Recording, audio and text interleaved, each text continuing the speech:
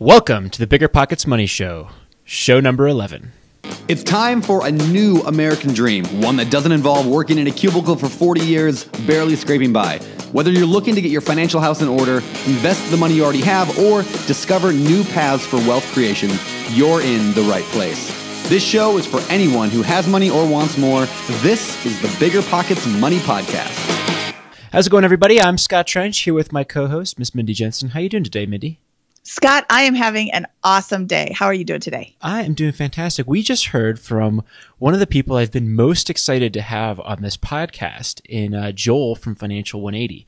And I think you and I, we both met Joel maybe mid-January of 2018 at a very nerdy, very awesome personal finance camp down in Florida. But I was so impressed with Joel because Joel is one of those people who came from a background of dual high income, high spending, and was unable to accumulate wealth. And I think there's a lot of listeners out there that may come from a similar position where they've got that, income of $70,000 or $80,000 a year or more, and then maybe two of them, in the sense of two spouses are working, but yet still can't seem to get ahead. And we've had so many perspectives in the show, like Sarah Wilson with her, low income and ability to pay off debt. This really is an episode for that other end of the spectrum with the high income unable to get ahead. And I think they just have a really fantastic approach to how they were able to cut back on their expenses, build up hundreds of thousands of dollars in assets in 4 to 5 years, and finish out the journey to retirement. Yeah, his story is fantastic because it shows you that you can do this. Just because you haven't always been frugal doesn't mean you can't start. And I think at one point he even says, if I can do this, anybody can do this. Mm-hmm. They were spending six figures. They were spending more than $100,000 a year. That takes some effort. Yeah, it really is. I don't know how I would spend $10,000 a month, but a lot of people do that, and a lot of people are kind of stuck in that pattern. And that's where I think Joel and his wife was until they did a Financial 180. Given that's the name of their blog is FI 180, and we're able to transition out of that and begin to really accumulate a lot of wealth, find meaning, and begin. He really enjoys his day. He actually just retired from his job after really aggressively starting the journey in about 2012, 2013. He just finished in November of 2017. So he's been retired for a few months. Yes, and what makes his story so great is that they were going full speed ahead in the opposite direction. They actually did a complete 180, starting from, I think he said they had about $10,000 in credit card debt. So not enormous, but definitely starting from a negative spot. And now he's retired in 5 years. Yes, they were making a high income, but he went from nothing to retired in 5 years. It's totally doable. And we shouldn't tell his story for him. We do this every week, Scott. Yeah, because we're so excited. We just finished hearing a great story. I'm so excited to bring him in. Joel, welcome to the show. Hey, good to be here. Thanks for having me, guys. Thank you for coming on the show. So Joel, you have an incredible story where it sounds like you kind of came from this position of very high spending and were able to kind of reverse that. So can you just start from the very beginning and talk about what was life like a few years ago for you before you got interested in the concept of financial freedom? Yeah, so I guess the place to start would be 2007. So 2007, my wife and I, she was my girlfriend at the time, we just graduated from university, and we had our offer letters for our very first job. We didn't even have the job yet. We had our offer letters. And so we said, all right, we're adults now. The first thing we need to do is go buy a house. And so we went and we bought a house in 2007, which was not very good timing. We bought this house, we moved in, and we were, kind of playing grown-up. So we said, okay, it's time to furnish this house. So we went and got about $10,000 worth of furniture on credit, and we just filled out this house. And we, kind of started living this life where we never really had money before. We were college kids, and now we did, and we kind of were like, man, we can do anything and everything. So we started just slowly increasing our lifestyle. And it was gradual at first, but it was, we weren't good at cooking. So we started going out to eat, once a day, twice a day.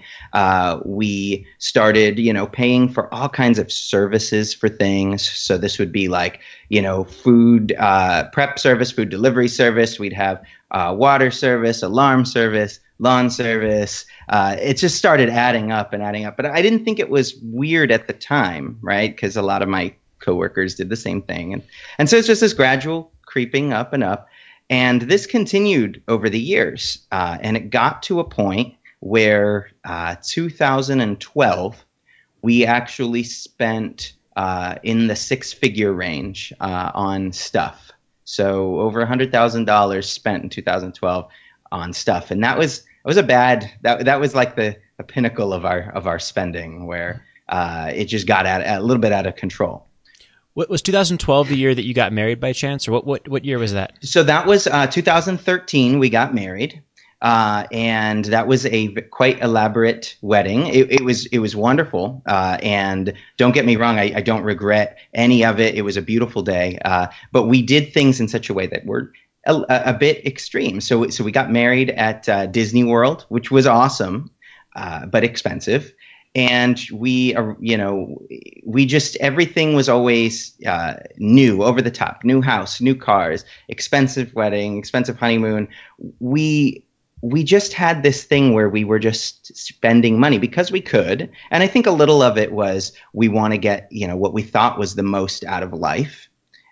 And so that's kind of where we were. We started to realize, though, through this time that something might be wrong. Like we weren't really getting the fulfillment out of the stuff that maybe we were looking for. We weren't finding the purpose that we were looking for. But it wasn't until 2014 that maybe 2013, I can't remember if it's 13 or 14, but my wife was in a very serious car accident. And that's kind of the catalyst. That was the awakening that kind of made us aware of, a direction in our lives.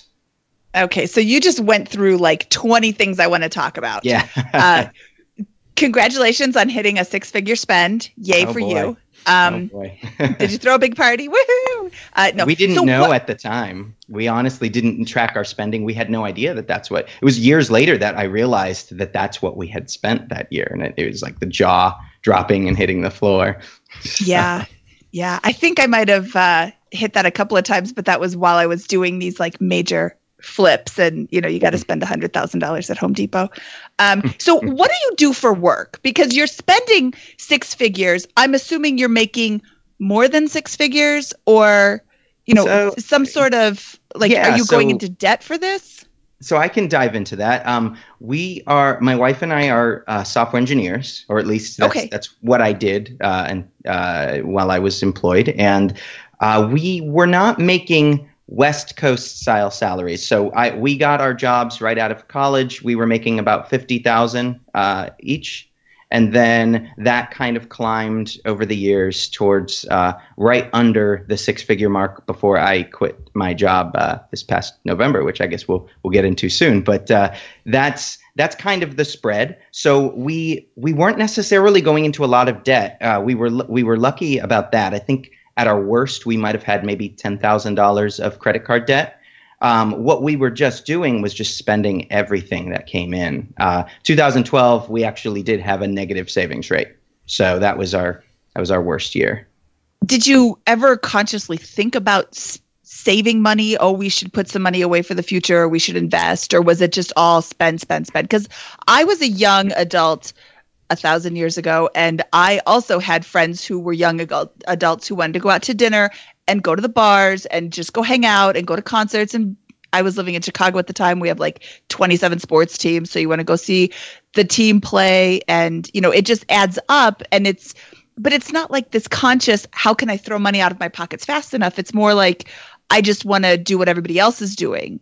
Yeah. So we were kind of in this place where we thought we were saving because we were doing the 401k match that our company was doing, which was, I think it was like 5% or somewhere around there, 5 or 6%. And so we said, oh, well, we're doing that. So we're being responsible. So let's just have fun with the rest of our money. And we didn't realize that what it was turning into was that we were creating a lifestyle that was really not very sustainable.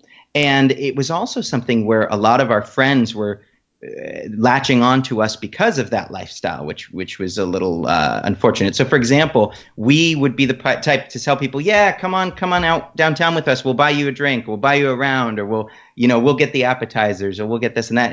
And it got to the point where, yeah, the spending was just really, really not sustainable. Really, really unsustainable. So I wish I had a statistic for how many people actually invest in their 401k, because while your story is not one that makes my heart sing, you're still investing in your 401k, which is a lot more than a lot of people are doing. Yeah, and I tell a lot of people, like, we were, in a lot of ways, we were very lucky. We did not come into our adult life with a lot of debt. We both had prepaid college thanks to our parents, which was really nice. So we weren't starting with large debt in student loans. I think the most debt we had, like I said, was that $10,000 in credit card, which was relatively easy for us to turn around. But it was just a matter of just every dollar that came in went immediately right back out. We both had our vices. Mine was electronic stores. So I would go to Best Buy every Friday when I was feeling bored after work, and I'd come home with a new few $100 Wi-Fi gizmo. That was my thing. I had, I was buying game systems. I didn't even have games for them. I just wanted them. It's just this idea of all these gadgets. People would come to my house and just be like, "Oh my gosh, it's a Wi-Fi, crazy zone in there," because I'd have 20 gadgets. I had the lights that would turn on and off with your cell phone, and the thermostat, and all the home automation stuff. And I just loved toys. I always had the newest phones. I always had the newest, computers. And so it was just a lot. That was kind of my area of spending. My wife's was what we call the Target black hole, where you go to Target and then your money goes into a black hole and you don't know where it goes. And then at the end of the month, you're like, "How did I spend $600 at Target? What was it on?" And we wouldn't be able to really pin down, what did you buy? "Oh, I don't know. It's just Target." You just go in and you just, buying stuff. And sorry, your wife's not special with the Target black hole. That's everybody who walks into Target.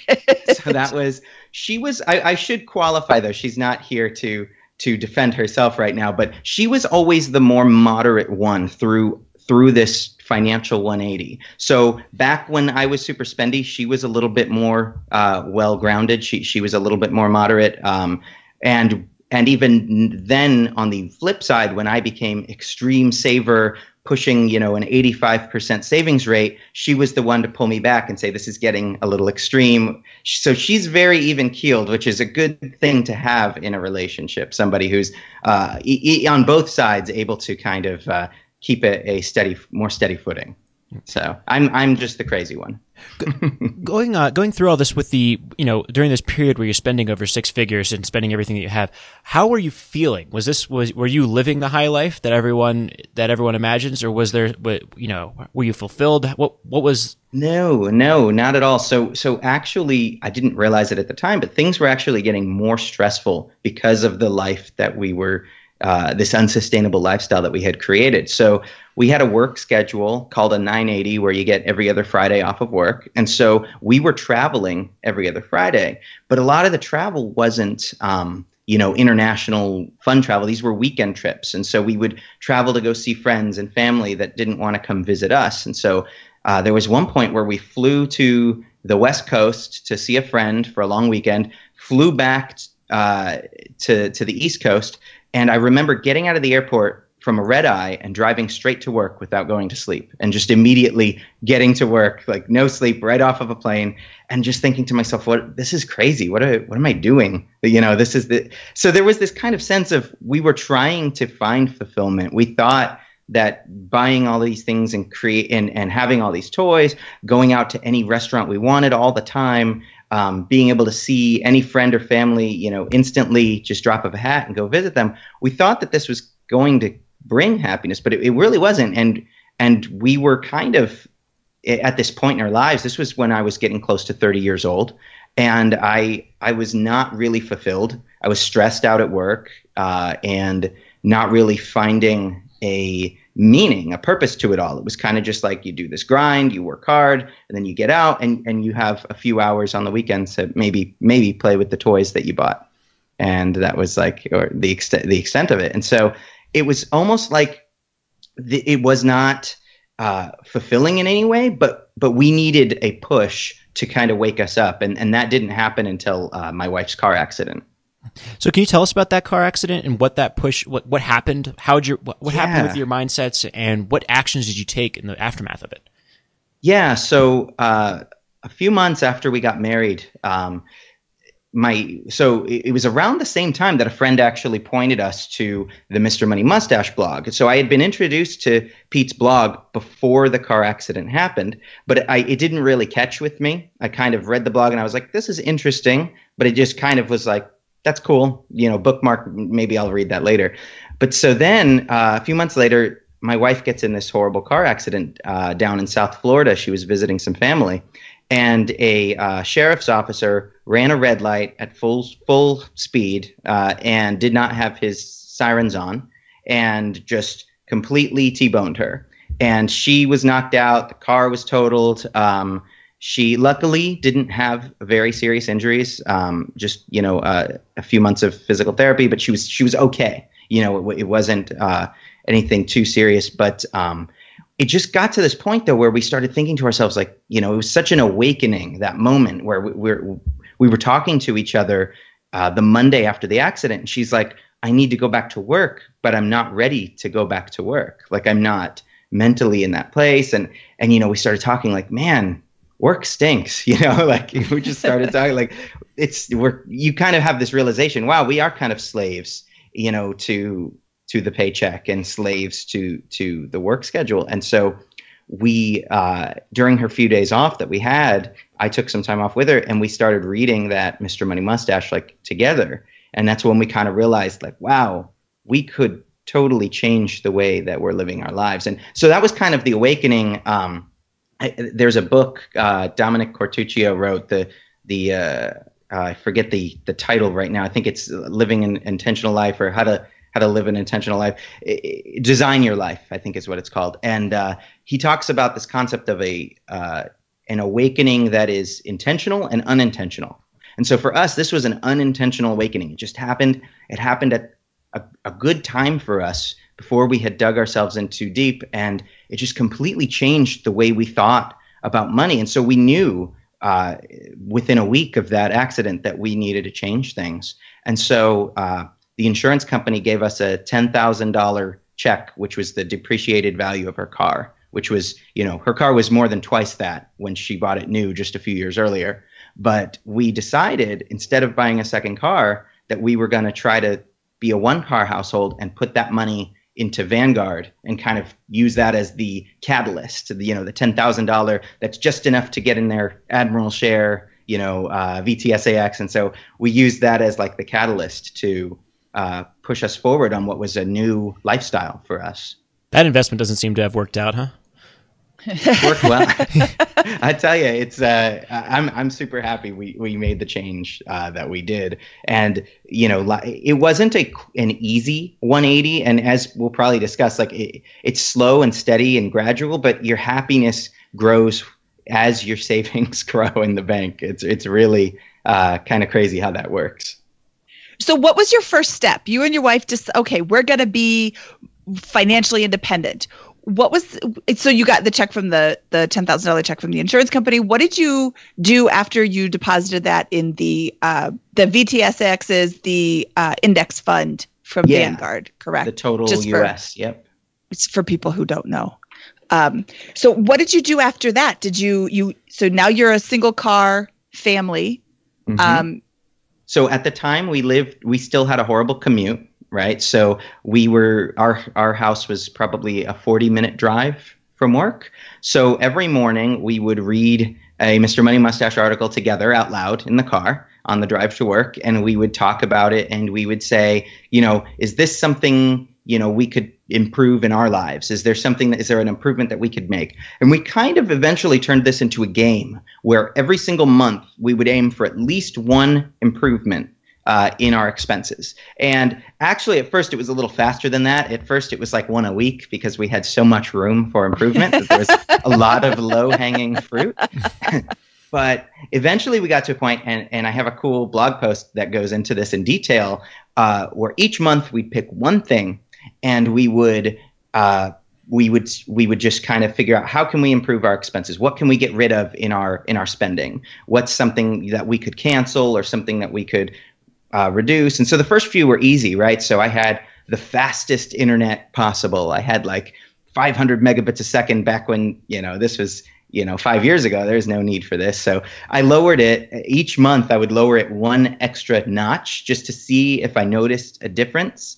And gradually I got to a point where I was down to, the much cheaper plan where I was paying a quarter of what I was paying before. And I was still happy with the performance of the internet. We could still watch our movies and whatever that we wanted to do on it. So we kind of took that approach to a lot of things. We canceled cable. We moved our cell phones over.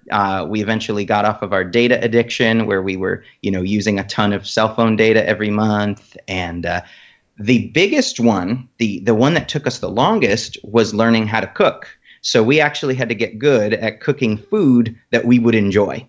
Right. So it's one thing to go spend a bunch of money on groceries and say, this is good, we're going to spend this instead of instead of going out to eat. But if you don't like the food, you're going to end up still sneaking in, meals, going out to eat. So it's almost like this boot camp that we went through where it took a few months to actually enjoy one another's cooking and learn how to cook things that that we liked to eat. It really did. It took a while. And, something more complex than like, a sandwich or a soup or something, actual good meals. And so that was an adventure we kind of went on together where we had to learn over time what do we like, what do we not like, and how do we prevent food waste? Because you go buy a bunch of groceries and then you don't know how to efficiently make meals, and you're throwing a bunch of it out if it goes bad in a week or two. And so that was not quick. That was the better part of a year probably in turning the food situation around. So how did you turn your food situation around? It sounds like neither of you cooked at all before. Very little. How did you eat as a kid? How did she eat as a kid? I come from a really frugal family, so my life experiences are different, but I grew up, I love to cook. So This is one that really I struggle with to understand, but I know there's a lot of other people who hate to cook too. So how did you learn how to cook? So growing up, my parents were frugal by necessity, not by choice. And my mom would cook every night of the week. She would cook. We would go out to eat maybe once a month. And then maybe once a month we'd go to McDonald's for like a special breakfast or something. And that was the extent of it. So my mom cooked. My mom cooked all the time. And she was a good cook. And I took that for granted growing up. I just knew I'd get home from school. She'd say, Joel, go do your homework, and dinner would be ready, 6 o'clock be on the table. And, I took that for granted. And then, as an adult who just spent better part of 6 or 7 years eating out twice a day, every day, it was quite a like awakening in that sense. Like, wow, I can't cook. I don't know how to take care of myself. You start to realize you don't know how to take care of yourself, and everything that you were doing to get by was relying on your credit card. Oh, I need to go to dry cleaning because I can't do my laundry. So that's credit card. I don't know how to cook. So I need to go, buy food. That's credit card. And so you slowly get better at it. I don't know about my wife being brought up. She kind of grew up with her grandma living in the house, and her grandma's a really good Southern cook. She cooks a lot of good Southern food. And so she probably had wonderful food growing up, I'm sure. But neither one of us really knew that well how to cook. So it was something we had to learn together. And at the same time, while we were learning to cook, we also had to learn how to get good at buying groceries. So if you don't buy groceries right, you can spend a ton of money, going through that. And so we finally figured out that the choice of grocery store made a huge difference. And we found an Aldi very close to where we live at our new house. And Aldi changed everything. It was half the price from where we were going before, which was a grocery store called Publix. Aldi was half the price. Produce, just everything that you would need, all the necessities. It was like half off. It really made such a difference for us. So that kind of came in hand with, there's the acquiring the food and then the preparing the food. And so we had to get good at both of those things.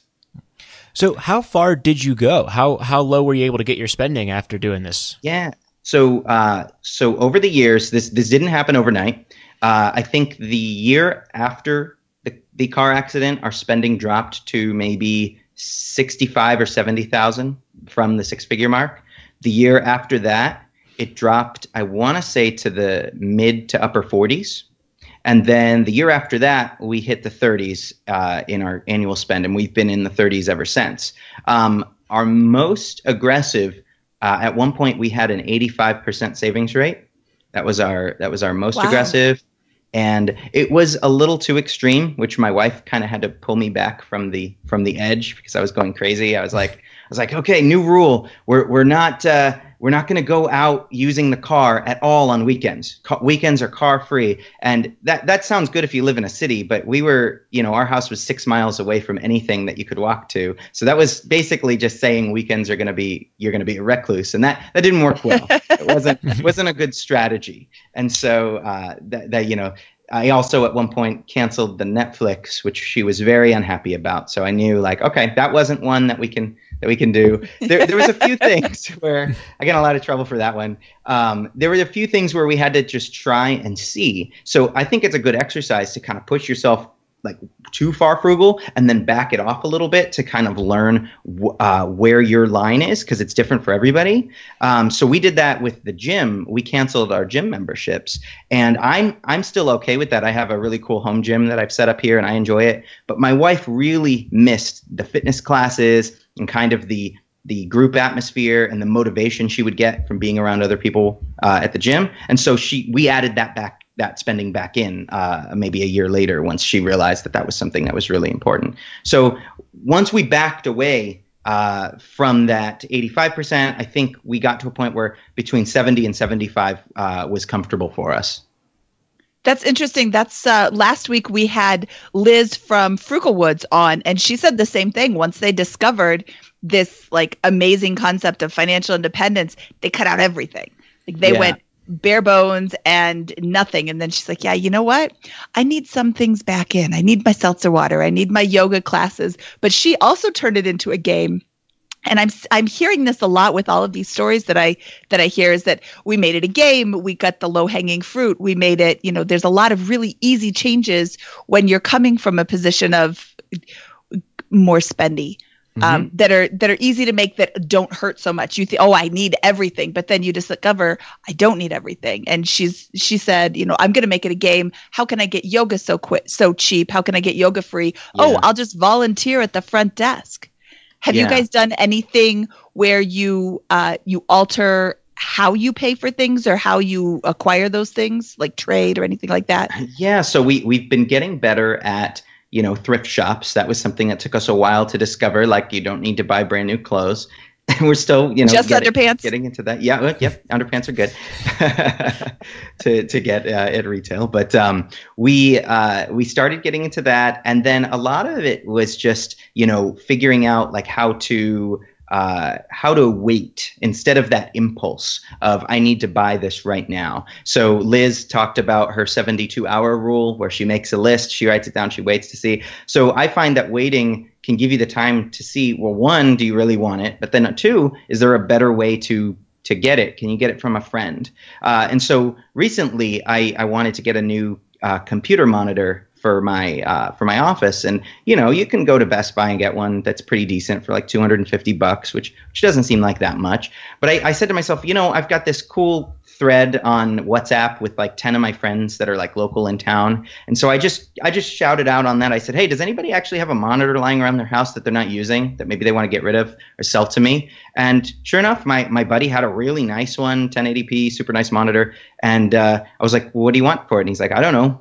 $40. I was like, cool, that sounds good. And so, I was able to just take that extra little step, instead of going through the normal routine, which would normally be, let me go to Best Buy and go swoon over all the shiny new, stuff. Now I got to go to my friend's house, hang out with him, get the monitor, bring it back. And I didn't have all the extra packaging. I didn't have all the, all the junk that you have to throw away that goes with it. And it was just a much better way. And you feel like it's getting another life, something that maybe he would have thrown out or something that was just sitting in a closet is now getting utilized. So that was one thing that we did.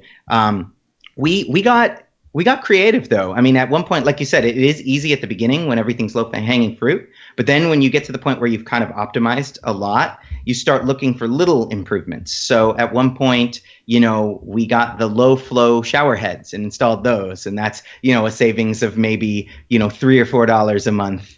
And we wrapped our hot water heater in a blanket, and like little things like that, like the little improvements that come later. But those can be fun too, And so it's kind of just this continuous optimization is what we'd call it in the engineering world, right? You're never sitting still. You're always trying to optimize something, even if it's just a small gain in your expenses. So I always view the world through this lens of this pie chart of American household expenses, and 30 of this pie chart, 33% is housing, 17% is transportation, 13% is food, and then 1/3, 33% is everything else. So what I love about your story here is two of the things you discussed are, one, your commute. You did not buy a second car, and you turned that into a game, basically, where every day you'd read a Mr. Money Mustache post or something interesting that would help you move towards your goal, and then came up with solutions during that. So that's fantastic. And then with the food, you began to cook, and then you made smart, rational improvements one by one in the everything else category. To go back to this, though, I'd love to know kind of what happened with your housing situation. Did you make any changes there, or is that one thing that you didn't touch because you were able to make such improvements everywhere else? Yeah, so the house was one that I realized, when you look at the pie chart in Mint, the housing, the mortgage, and everything else is always the biggest one. And then the transportation is also scaled up because of that 40-minute commute. So that's kind of like has a multiple effect on it. So what we ended up doing, that house lost a ton of value in the 2007 market downturn. And so it got to the point where it was worth less than half of what we purchased it for. So we did not want to walk away from it, which we have friends and know people who have done that. We didn't feel right. It didn't sit well with us. And so we said, well, what else can we do? When we realized we were done putting up with the 40-minute commute, we said, what else can we do? And we looked for, some interesting opportunities. And one of the opportunities that came our way was we had a family member who wanted in on the low real estate prices in Florida to buy a retirement home, but they weren't ready to retire yet. And so they said, hey, if you guys house sit for us in this house that I want to buy to eventually retire into, I'll let you guys live there rent-free. I mean, we would pay for the electricity and the utilities, but we would basically live rent-free and house sit for a year or two. And so we took him up on this opportunity because we said, well, that's really cool. It's a little bit closer to work. And we were able to rent out our previous property and then also live rent-free in the new one. So that kind of gave us a little kickstart that allowed us to save a little bit more aggressively for the paying off of our mortgage on that first property. So I really wanted to pay off the mortgage on that first property because it was an 80-20 interest only 100% financing arm. And which is pretty much that's the worst mortgage you can get. Now remember, we knew nothing. We knew nothing when we bought this in 2007. We were kids. And we had no money. I think we had $300 to our names at the time, but we had offer letters that we were waiving, and that was good enough for underwriting back then.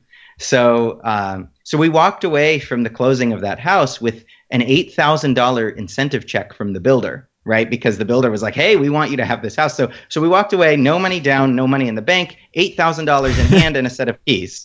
So that's kind of the state of things in 2007. Well, it helped with furniture.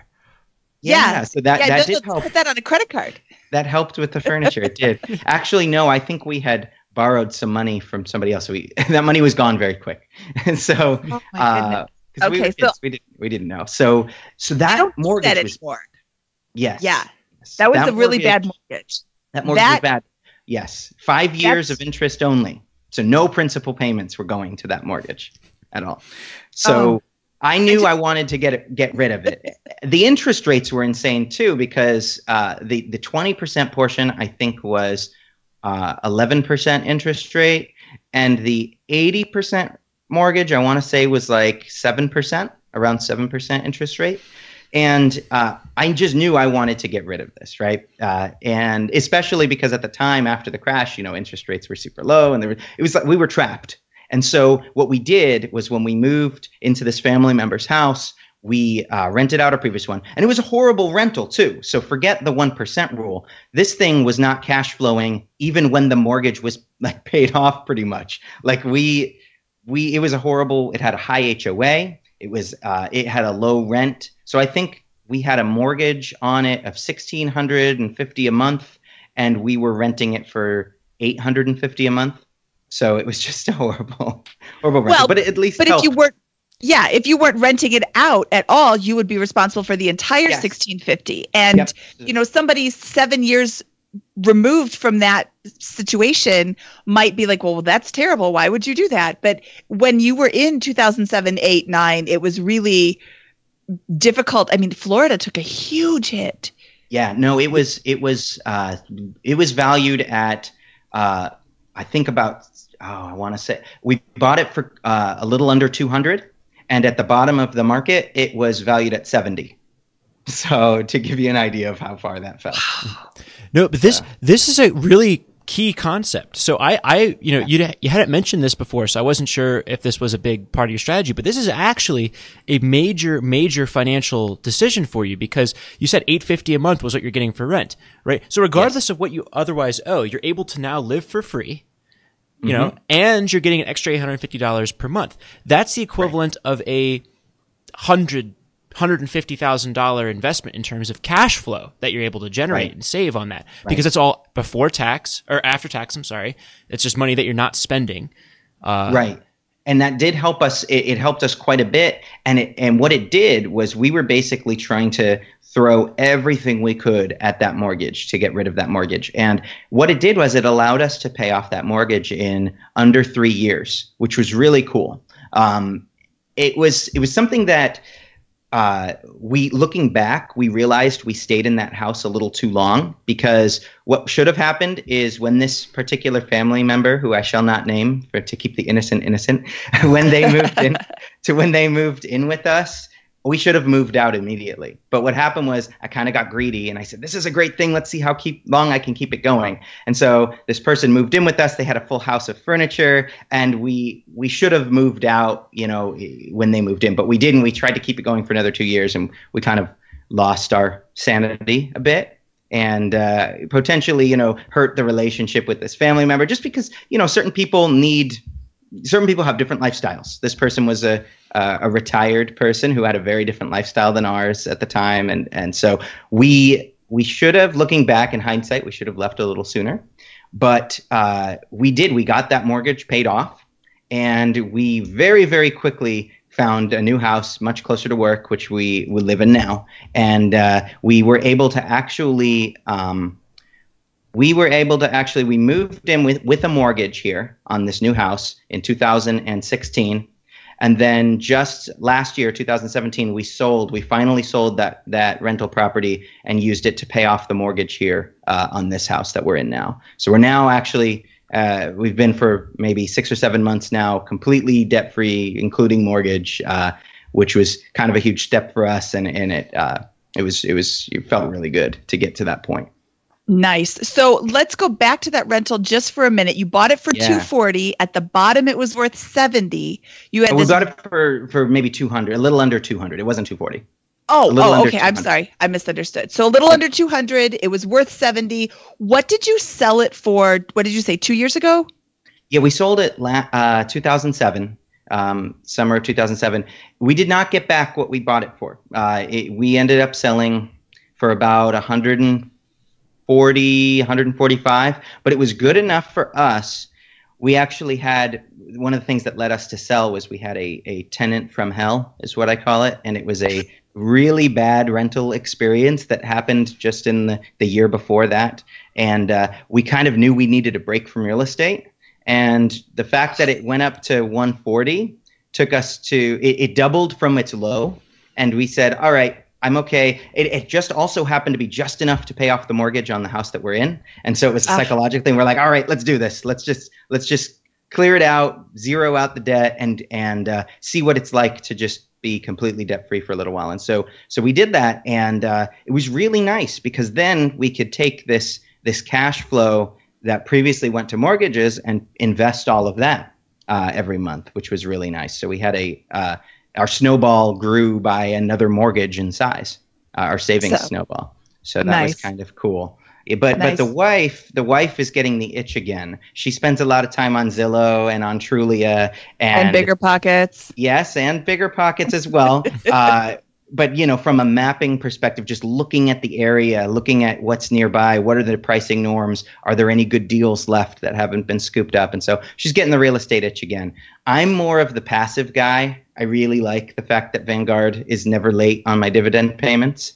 I enjoy sitting back and relaxing. She's the more active. She really enjoys the hunt for the good property and that kind of stuff. So I see ourselves probably doing real estate again in the next few years. Personally, I'd like to wait until I think that a lot of the deals that were there a few years ago have dried up. But my wife's convinced there's still some good deals to be had if you're patient and really know the markets. So that's kind of her area of play right now. So. Well, I will agree with her. There are some good deals still out there. And when you are ready to rent properties again, I will send you a couple of different articles like how to rent your house, how to screen tenants, because tenant screening can really help make that tenant from hell not be your tenant. It was crazy. And I mean, we even had a property manager at the time, which ideally should have shielded us from some of this. But this guy was perpetually late on his payments. Now he'd be in the maybe 25-day late category, so it didn't quite roll into the 30-day. And so we'd charge him a fee every month, an extra, $100 late fee. And so he was paying it, and so we were okay. But then it got to the point where he was 35 days late, and then 40, the next month be 40 days late. And so it got to this point where it was like this slippery slope. And there's only 30 days in a month. Yeah. So we got to the slippery slope, and it was around Christmas time, and I wanted to push forward. I said, we need to evict. And my property manager's like, oh, you never want to evict somebody on Christmas, because it was around Christmas time. I said, okay, we'll wait another month. Another month went by. The guy was pleading with us. Oh, I have more money coming in. But we knew something was fishy, because every time we'd go to the property, he wouldn't want us to come inside. He wouldn't want us to go into the property. He'd be very secretive and, close all the blinds and not let us see. And there was one point where I had to put up hurricane shutters we had a hurricane in 2016. And he's like, oh, I'll take them. I'll put them up. I'll put them down. You guys don't need to worry about it. Well, long story short, he abandoned the place. We finally did get the eviction notice. We go in. It was pretty trashed.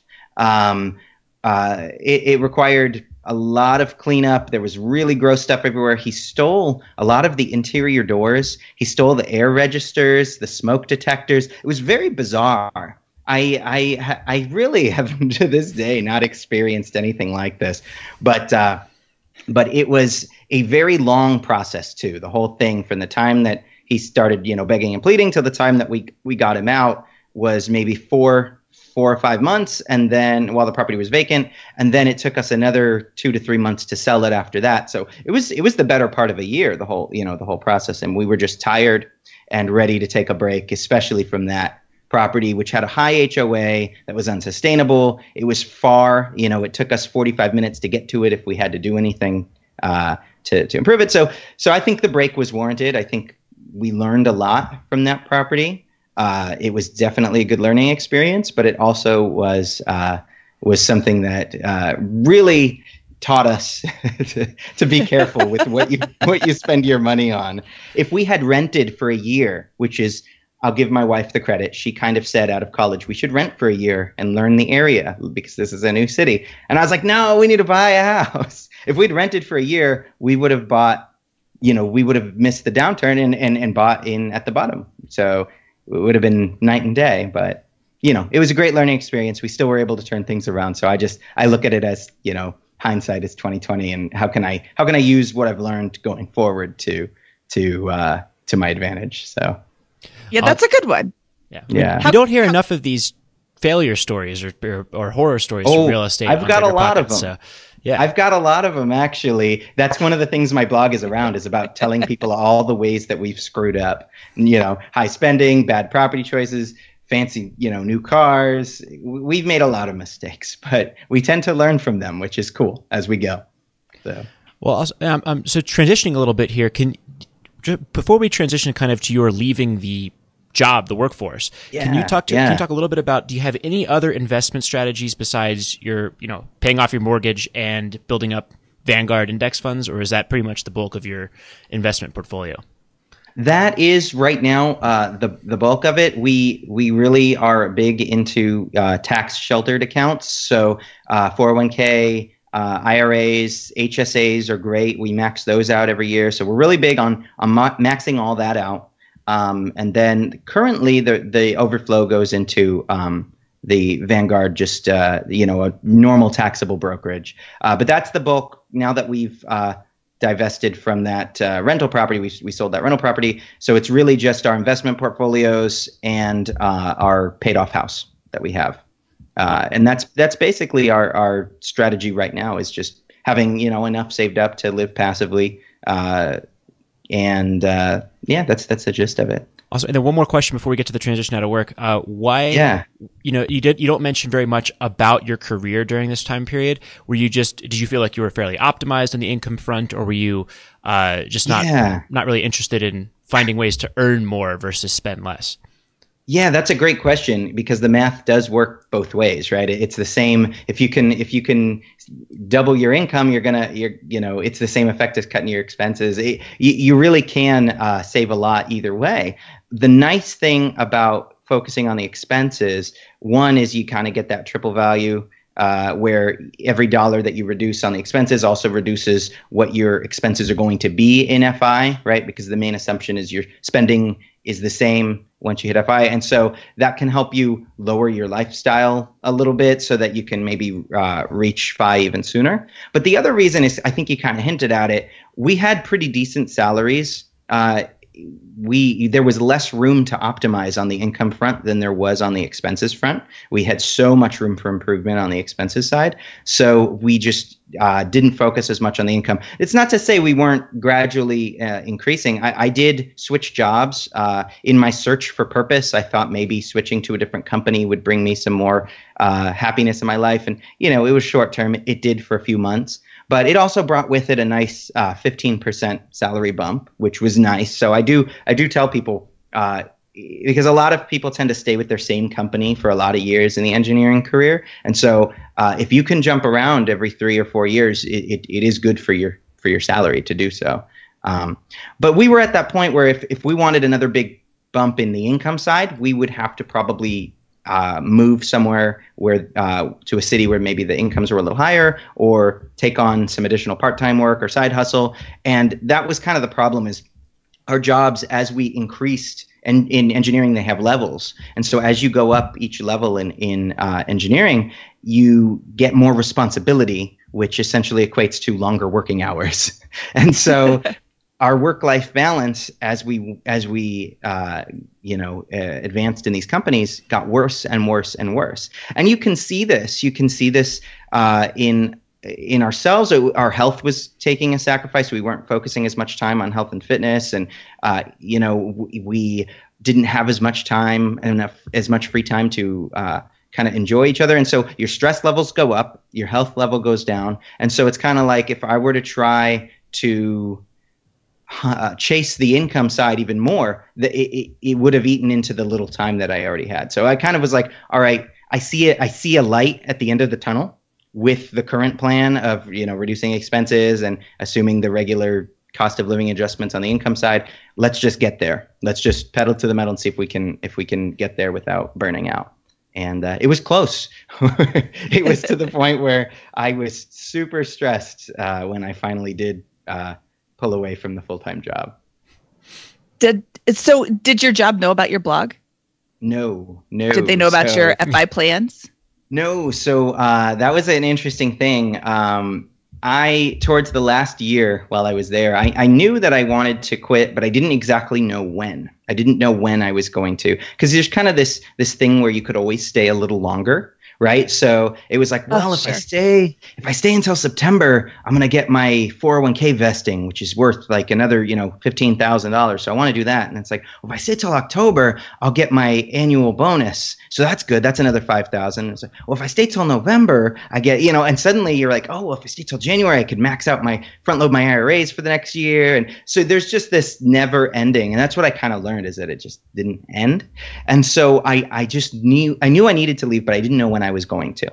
And so my work situation was getting a little more stressful, and my coworkers really didn't know anything about they knew that I was kind of a frugal guy, but they didn't know about my blog. They didn't know, maybe I had one or two friends who were kind of in the loop, maybe in the inside that knew, but for the majority of them, they didn't know. And so when I finally did leave, the story that I told everybody, which is true, I just told everybody that I needed a break. I didn't specify how long the break would be. I didn't specify, what I was doing. If I didn't want to say I'm going to retire, because that sounds weird, and a lot of people have a hard time understanding that for somebody in their early 30s to say that. But so what I did is I said I needed a break, and everybody kind of knew I needed a break because I was super stressed out.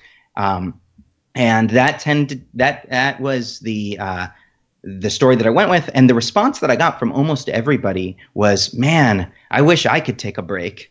That seemed to be the universal response. And I wanted to say, like, you can, but I didn't want to open up the can of worms. But that was kind of what my story was as I was getting ready to leave. It was just that I needed a break. And I really did. I didn't realize until a few months after I left my job how much residual stress was left over, and that followed me home, and that actually stayed in my life months after I quit. So it was just wild. Well, can you talk about that? What did your life look like before and after this transition? I mean, it hasn't been that long, has it? No. So I finally quit in November of 2017. So just a few months ago, three months and change now. And leading up to the point where I quit, I was very stressed, and my wife started to notice it even more than I did. And she would say, like, you are not a happy person right now. You are not the fun person that I knew. And it was, I was on a program that was very behind. It was behind for about a year, behind schedule, over cost, over budget, and behind schedule. And so everything was rushing. Right. So it was just continual. Every day you were rushing. No matter how much work you did or how good that work was, it wasn't enough because we were behind. And so I had tried to move to a different program. I had asked about getting more people on my program to help me, moving to different programs. And the way that it worked at this particular company is if a ship was going down in terms of a program, you had to stay on board with the ship, and you had to do everything you could. And I could have switched to another company, but the problem is I knew that I only needed 6 months to a year more in my working career. And in the engineering world, you really don't want to sign on with a whole new company and do a whole new onboarding process when you know you're going to leave them in 6 months. That's kind of frowned upon. And because they're making an investment in you, and I kind of live in a smaller town where the companies talk, and so I didn't want to get blacklisted forever. I didn't want to burn any bridges or anything. And so I said, okay, I'm just going to fight this out. I'm going to stay on this program. I'm going to do the best I can. But it got to a point where my wife and I think it was the end of October, and we were going on a walk, and I was just complaining and complaining and complaining. It was a Sunday afternoon. And she looked at me and she said, you should quit tomorrow. And she just was very specific. She's like, you should put in your 2 weeks notice tomorrow. And it was that so specific out of nowhere, because I was just ranting, venting about work. And it was just so specific that I looked at her and I said, I need to do this. Because it was almost like the Band-Aid, where you just want to rip it off and not make a big. And so it was just so surprising and so out of nowhere that she was so specific and said tomorrow, that I couldn't play that game anymore of like, what if this, what if that? I just knew, like, yeah, I need to just do this tomorrow and get it over with. And so I did not know I was gonna put in my 2 weeks notice until a few hours before I did it. And I didn't sleep a wink that night. I was so nervous, just not nervous because I thought like financially, it was more of just this idea that you're going to walk away from a very lucrative career. And it was very nerve wracking. But immediately when I put in the 2 weeks notice, just this weight just lifted off of my shoulders. And it was pretty amazing. When I finally did leave, they actually convinced me to stay on a little longer to help train up some new people and everything else. But they also finally offered to move me to another program and all of the things that I had asked for many times, which you have to be willing to call the bluff, though. You can't go and in there and threaten to leave without really meaning it. And so they were like, oh, we can give you a 3-month sabbatical. And I looked at them and I said, I need more than 3 months. I need some time off. And so when I left, it took a few months for me to realize that the stress from work was still with me. And the story that I gave in the presentation that you guys saw was that I was making the bed, I think, in my guest room on a Tuesday and like 10 o'clock in the morning. I had nowhere to be, nothing to do. And I was like stressing myself out, rushing to get this bed made. And I'm like, I'm frustrated. And I stopped and my like heart rate is up. And I was like, what am I doing? Why am I rushing to make this bed? Like, and so it was like I was behind schedule, from work. It was like nothing I could do was fast enough, And so that's when I realized like, wow, I need to consciously just decompress and take a few months. And so I had toyed with the idea of, maybe I want to do some part-time work from home, or maybe I want to do, a ramp down, maybe do, go to a reduced work week or something in the software engineering. And so my wife kind of made this rule and she's like, no work for you for 6 months. You really need to de-stress and come down. And so I like kind of your wife a lot. Yeah, I'm kind of glad she kind of set the rules for me.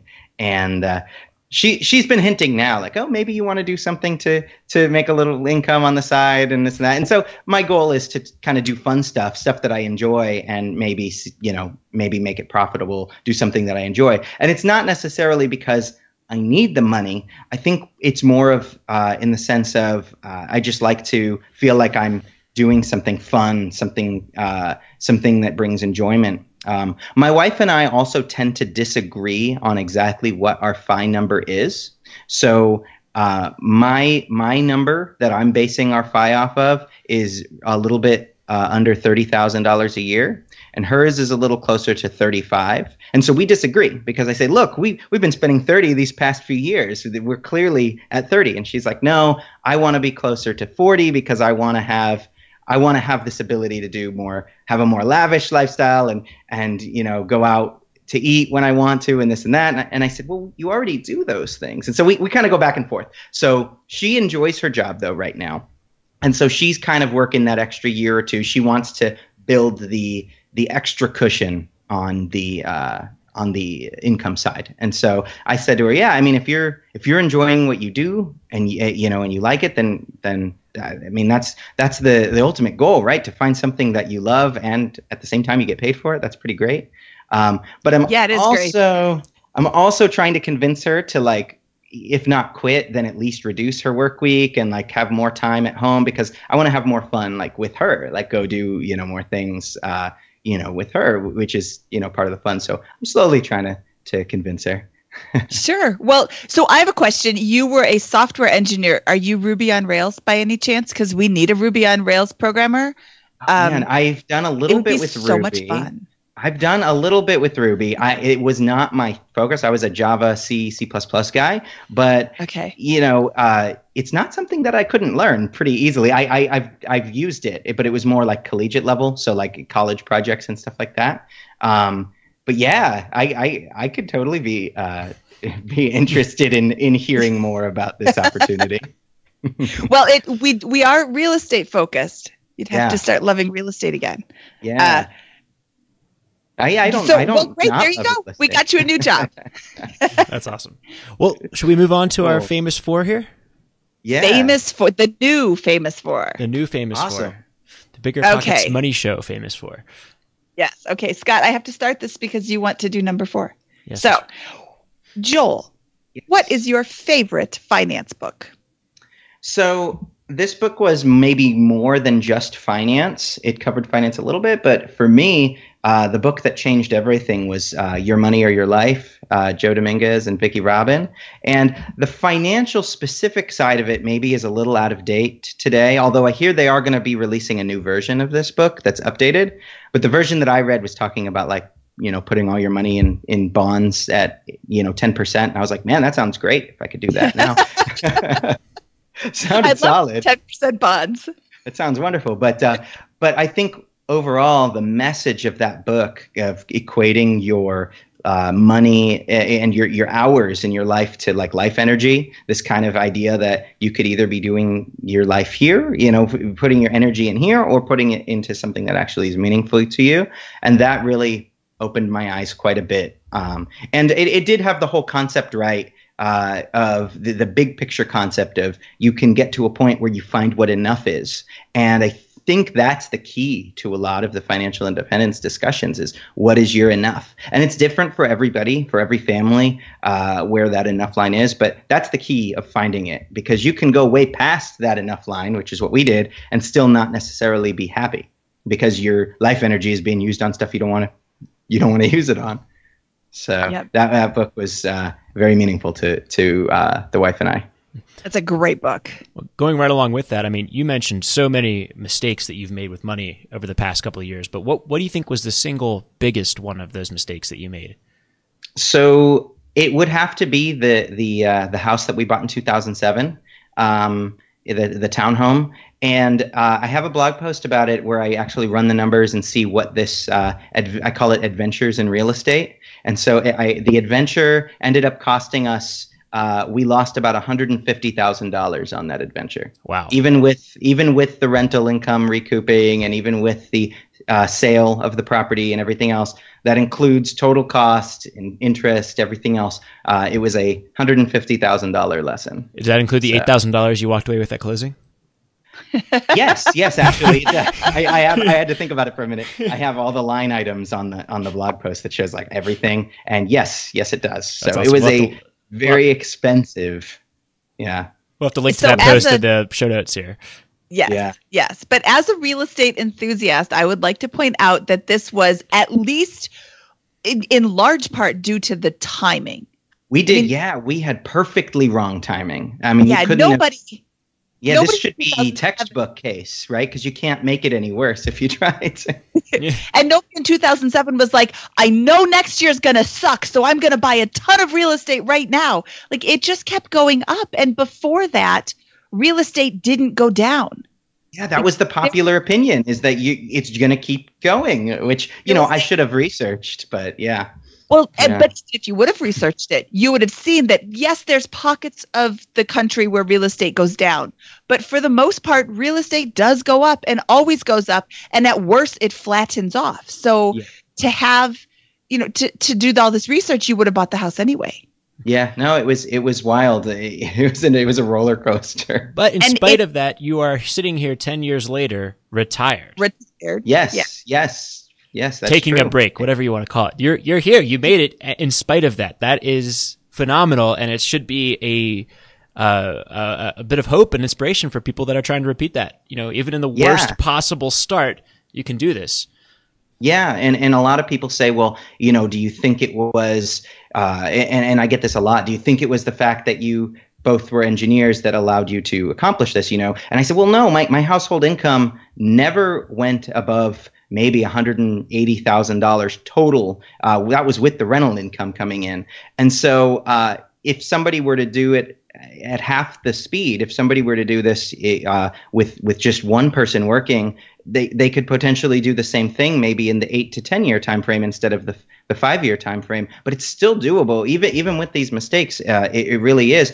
I had a coworker that said, "Oh, you guys can do this because so you're making so much money." And I said, well, look at X, Y, and Z. And I pointed to other coworkers that both had two spouses both working. And I said, how come they're not doing it? You can spend the money just as easily at any stage of income. You can spend all your money, and it just gets easier. You find, luckily we weren't actually in that, once you get to the $250,000, $300,000, $400,000 income, household income spot, because then your friends and peers are buying boats, and they're buying golf club memberships, and they're buying second houses, right? Your summer house and your winter house. There's always something that can eat your money if you don't save it. So I think it works across the whole spectrum. The savings rate, it doesn't lie. That's a great quote. There's always something that can eat your money. Okay, so what is your best piece of advice for people who are just starting out, just discovered the concept of FI, just discovered, just started working? What's your best piece of advice? So don't get overwhelmed. It's a lot of stuff to take in, and it can feel like you are really far away from the finish line. But what my wife and I did, we worked together as a team. We kind of made it a game, and we broke it down into small, actionable pieces. One thing a month that we could improve, right? And sometimes we'd feel really aggressive, and we say, well, let's do one thing every week. Let's find another thing to improve. But we broke it down into small pieces, and I think that's the key, because when you look at it as a whole, how do I get from here to there? It's really overwhelming. And a lot of people that hear our story say, well, wow, it sounds like you guys just turned it around overnight. And I mean, yeah, five years is a quick turnaround time, but it's still gradual. It still took us a year to learn how to cook. It still took us 2 years to get our savings rate even close to, being above that 50% mark. And so this was gradual. This was not something that happened overnight. And you kind of build this momentum with you as you go. And so I would say my best piece of advice would probably be take your time. It doesn't have to be overnight. Don't get overwhelmed, and just start making small changes because they all add up. And that's the key here, is everything adds up. Every little expense adds towards your goal. And one thing I'll throw in here is this story that you've been telling this whole time, you tracked the numbers. You went back and did all the numbers, and there's actually 3 graphs, which I'd love to link to in the show notes, in addition to if you have a blog post on it, but where we show, your spending going from over 100,000 to 80 to 60 to 30. And then there's a corresponding graph that shows the increase in net worth as that savings level declines. And then there's a third graph that shows your expenses, your investment income, and your target that you're trying to hit for your investment income. And so you just watch these 3 graphs kind of merge together, fitting what you just kind of described. Is kind of really cool way to look at things. Yeah, it's very revealing watching the expenses just, kind of slopes down at like this 45-degree angle, and then you see the asset value do the same thing in the reverse. It's striking. It does speak for itself. The charts, I think I first showed them in the presentation that I gave at camp where I met you guys. Yep. But I just published those charts for the first time, actually, over on the Get Rich Slowly blog, over on JD's blog. He had me on as a guest post, and so those charts are there actually right now. I haven't actually put them on my own blog yet. Awesome. So, we'll have to link to wherever they're available. Yeah, hot off the presses. Yeah. Yeah, we'll link over there.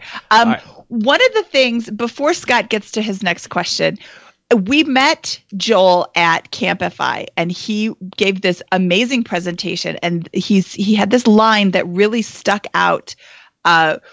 What is the worst that could happen if you quit your job? Yeah. So the way I always tell people is that my worst case scenario is everybody else's everyday scenario. Right. So going back to work, right. That's like the end of the world. Oh, no, sequence of return risk, or, oh, no, a big, market downturn, or, oh, no, it turns out we actually spend 40 a year instead of 30. That's our real number. Like my worst case scenario is everybody else's everyday scenario, which is going back to work. And that kind of ties perfectly to the other kind of mantra that I've been living by lately, which is when you are close to financial independence, every job is a high-paying job because you've already got that giant fraction of your lifestyle covered. And so everything else is like this gravy. So I could do something fun if I go back to work, something low-paying, something low stress as well. So I could be, I joke about being like a boat driver at Disney World, or I could be something, I could make coffee at a local coffee shop. And even if it's closer to minimum wage, it's still gravy. I can still max out a 401k with it. It means, it's still a high paying quote unquote job. And so if I ever do go back into full time, I will never go back to full time. If I ever go back to work, it would be something fun, something that I enjoyed, where I could work with people that I enjoy, and the money wouldn't necessarily be the deciding factor. But yeah, that's the worst case scenario, which you shouldn't worry people so much, because I know some people want that. They want that 100% certainty. I want, 4% rule is too conservative. I need 3% rule because I want 100%, a 99% chance of success. And it's like, well, maybe you're working too many years. Like, that's the reverse end of that risk, right? Is maybe you worked 2 or 3 more years than you needed to. And that's scarier to me, given what it was doing to my health and sanity. I'm very close to 100% certain that in an event of a market downturn, you're better off than your colleagues who have very little wealth. Yes, the whole playing field is level. It goes down equally. So yeah, exactly. So I have one more final 4 question here for you, which is, what is your favorite joke to tell at parties? So Scott, you and I have very similar senses of humor. Excellent. And hold on, I want to turn off my microphone. I think you'll enjoy these. Mindy, I'm sorry in advance. So this is one of my favorites. So did you hear that Walmart's given away all their dead batteries? No. Yeah, they're free of charge. Ugh. That's a very positive joke. I like it. Oh. I got all day, every day. A bonus one, Scott, for you. What's the best possible gift that you can receive? I don't know. What is it? It's a broken drum. You just can't beat it. I love it. These are bad. My wife hates these jokes. I always knew these jokes. You call them, Mindy, I think you call them dad jokes. They're dad jokes. I always knew them as so my friend growing up when we were teenagers, he had a stepdad named Bill, and Bill would always say these jokes, and we called them Bill jokes. And so that's like how we know them, where these are Bill jokes. And I think they're great. But nobody can stand them but me. And Scott too. So what has 8 eyes, 8 legs, and 8 arms? I don't know. What? 8 pirates. I just heard that one at the BP meetup we had last week. Someone came and visited and was like, I got to tell you a joke. Here it is. I was like, yes, I'm telling that on the next podcast. So there it is. Do you remember who told you the joke, Scott? No, I'll have to go and look through my notes and remember. But I wanted to give them I'm credit. sorry, I'm not giving credit to ever. whoever told me this great joke. Okay, moving on. Joel, where can people find out more about you? Yeah, so I blog over on Financial 180 is the name of the blog. The website is fi180.com. So the numbers 180. And I also have a Facebook that you can link to from there. I have a Twitter, and I try to keep in touch with people, and there's a contact email on there. I really do read a lot of my emails that readers send in and everything, and I enjoy the community aspect of the blog a lot. And so I encourage everybody, ask me questions, shoot me emails with some of your sample scenarios with like your lifestyle, and I can help with, ideas of how to improve things, how to shave costs, how to shake up your lifestyle around it to improve things. So I really enjoy the reader interaction. So I encourage everybody to come check out the blog and hear more about all the horrible mistakes that we made along the way so that you can avoid them yourselves. Awesome. Well, thank you so much for your time, for taking time out of your apparently not very busy day, now that you're unemployed. To talk to us. I really appreciate. I love your story. I love that line. I can't say it enough. Your worst case scenario is everybody else's every single day. Yeah. So if this is an option, if somebody is interested in financial independence, go for it. Because what's the worst that can happen? You have to get a job. You already have a job. It really should inspire people to kind of be bold. go for what they want to do. And it's really not anything to be afraid of. I know that there's a lot of fear around financial independence, particularly lately with a lot of talk of sequence of return risk and talk of, doing something wrong. Mistakes happen. I make them all. I'll blog about them. I'll probably continue to make more. But you get through them and you just keep going. And that's part of the journey. It's part of the fun. I love it. This Exactly. is I love everything about what you've done and how you talk about it and what you're going to do. Thank you so much. This is awesome. Thank you, guys. It was a pleasure getting on here and getting to chat with you. Okay. Well, we don't want to keep you from your very busy day of making the bed. I do have hobbies, right? I write music in my downtime. I do write and play music, which is fun. I've got some ambitious goals for books down the way that I want to write. And so I'm having fun. I'm not just sitting around. I think the joke from camp is that I'm not just sitting around in my underwear playing video games. That's I am not doing that. Did you wear pants today? Maybe. Yes, I'm wearing pants right now. And maybe I shouldn't have asked. Maybe that period of video games in the underwear was a week or two max. That was maximum. What game did you That's play? important to have. I think it is actually to just have no care and I think it can help recalibrate you to take on some new work ethic. Well, Okay, Scott, shall we get out of here? Let's get out of here. Okay, Joel, thank you so much. Thank you, guys. So that was Joel from FI 180. Again, I was so excited going into it, and it lived up to all the expectations I had in my mind. It was just, he covered every base of personal finance, income, spending, investing, and the transition out of paying work into the life that he's designing. And there's a lot of talk and the mentality behind that. I thought it was a fantastic show. What do you think, Mindy?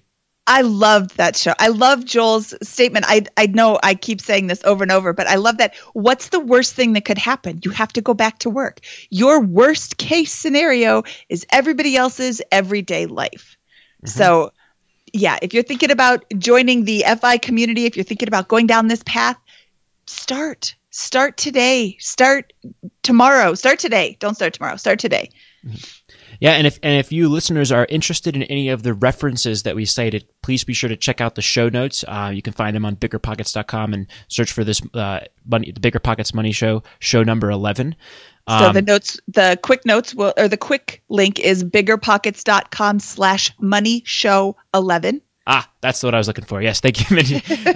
And so there's some great resources there. I definitely encourage you to at least check out those that link that's going to be on JD Roth's site with those graphs just showing what mathematically happened as a result of the story that Joel just told us. Definitely go check that out. And then I think for us, our homework next is going to be, can we find a similar story to Joel, but with someone that was married and had kids at the same time? So Joel did this with a 2-income, no kids household.